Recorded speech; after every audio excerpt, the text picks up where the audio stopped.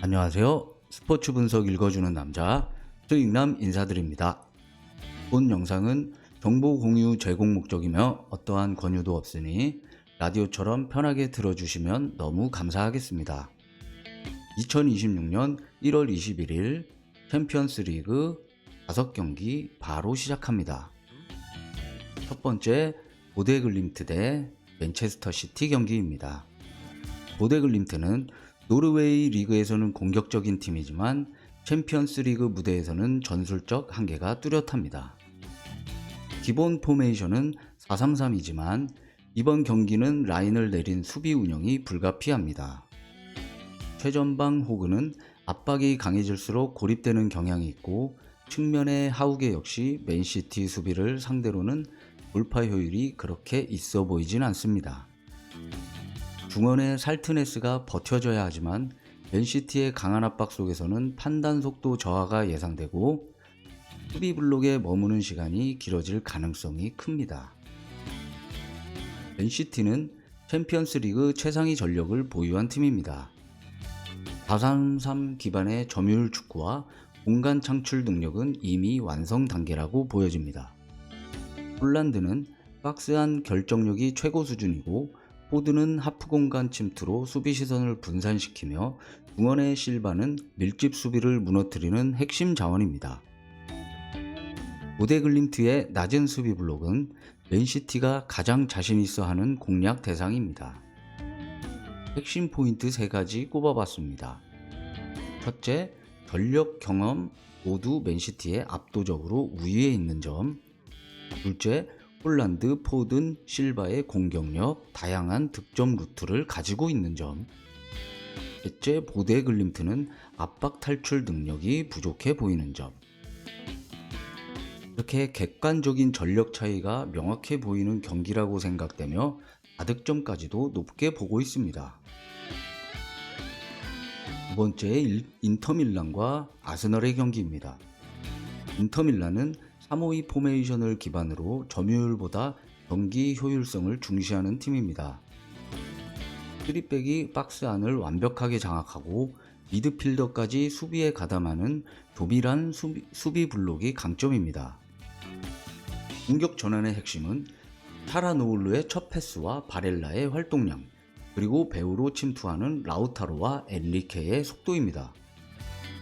상대의 작은 실수를 즉각 득점으로 연결하는 전환 속도는 유럽 정상급 수준이라고 봅니다. 아스날은 4-3-3 포메이션으로 높은 점유율과 하프코트 게임을 선호합니다.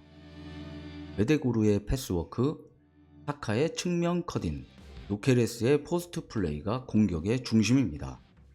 다만 수비 라인을 과도하게 끌어올리는 전술 특성상 배후 공간 노출이라는 구조적 리스크를 안고 있으며 특히 풀백이 올라간 뒤 수비 전환 속도가 관건입니다. 핵심 포인트 간략하게 3가지 꼽아봤습니다. 첫째, 인터밀란은 선후비 후 역습에 최적화된 구조를 띠고 있는 부분. 둘째, 아스날은 점유율은 높지만 배후 공간 노출의 구조적인 리스크 부분. 셋째, 토너먼트 무대는 한 번의 실수가 실점으로 직결되며 리그와 다르다는 부분입니다. 전술 상성과 홈 이점을 고려하면 인터밀란이 조금 더 유리하다고 보여지며 저득점 가능성이 높아 보입니다. 세 번째, 토트넘 대 도르트문트 경기입니다. 토트넘은 4-2-3-1 포메이션을 기반으로 공수 밸런스와 경기 주도권에 최적화된 팀으로 안방에서는 히샬리송, 마티스텔, 사비 시몬스 조합의 하프 공간 점유율이 극대화됩니다. 풀백의 인버티드와 오버래핑 조합으로 측면에서 상시 수적 우위를 만들어냅니다. 도르트문트는 3-4-3 포메이션으로 기라시를 주구로 한 속공 중심 팀입니다. 하지만 윙백과 3백 사이 간격 문제가 반복되고 윙백 단독 수비 구조로 인해 측면 수적 열세가 자주 발생합니다. 공을 잃는 순간 3백 앞 공간이 크게 노출되는 약점을 안고 있습니다. 지극히 개인적으로 머리로는 도르트문트지만 가슴은 토트넘이라고 하고 있습니다. 토트넘이 리그에서 죽을 쓰고 있어도 도르트문트에게 강했던 점, 이게 손흥민 있을 때의 한정된 상성인지 알 수는 없지만 해당 경기는 패스하는 게 정신 건강에 이로울 것 같은 개인적인 관점입니다. 다음 경기 스포르팅 대 파리 생제르맹 경기입니다. 스포르팅은 4-2-3-1 포메이션을 기반으로 짧은 패스와 2선 연계를 통해 중원 장악을 노리는 팀입니다. 텐다가 경기 리듬을 조율하고 곤살베스는 전진 패스와 중거리 슈팅으로 직접적인 위협을 만들고 트린캉은 측면에서 안쪽으로 파고들며 수비 균열을 유도하는 자원입니다. 다만 라인을 높게 쓰는 구조로 인해 전환 상황에서 측면과 하프 공간 수비가 불안하고 풀백과 윙 사이 간격이 벌어질 때 크로스 대응과 세컨볼 집중력이 떨어지는 게 약점입니다.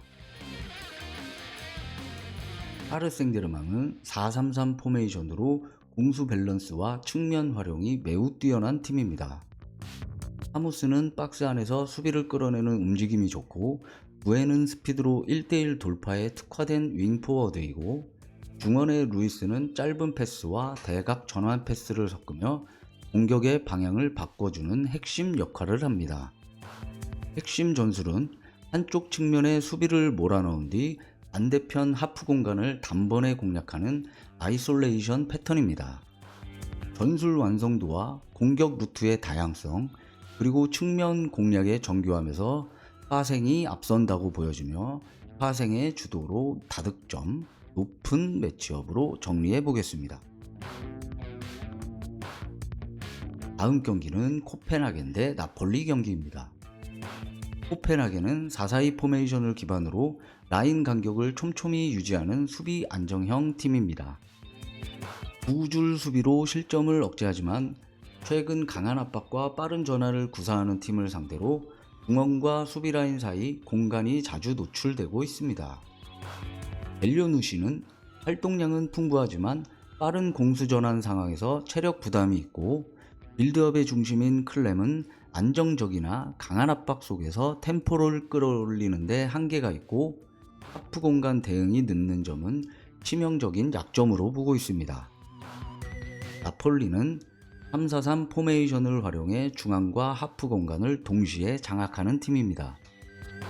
호일루는 박스 안에서 결정력이 매우 높고 노아랑은 드리블과 위치 변화로 수비 블록을 흔들고 맥토미니는 공수 양면에서 기동력과 침투 타이밍을 책임지며 윙백을 넓게 벌려 수비 라인을 분산시킨 뒤 2선 침투로 마무리하는 패턴이 나폴리의 핵심 무기입니다. 특히 호일룬이라는 확실한 마무리 자원이 있다는 점은 수비적인 팀을 상대할 때 큰 강점입니다.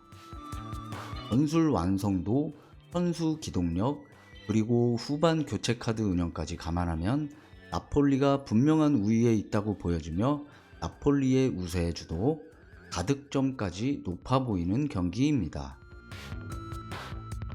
지금까지 1월 21일 챔피언스 리그 관심 경기 살펴봤습니다.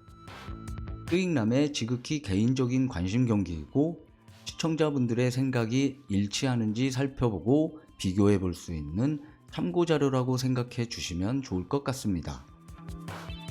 다루지 못한 다른 경기들이 궁금하신 분들은 댓글 남겨주세요. 확인 후 정리해 드리겠습니다.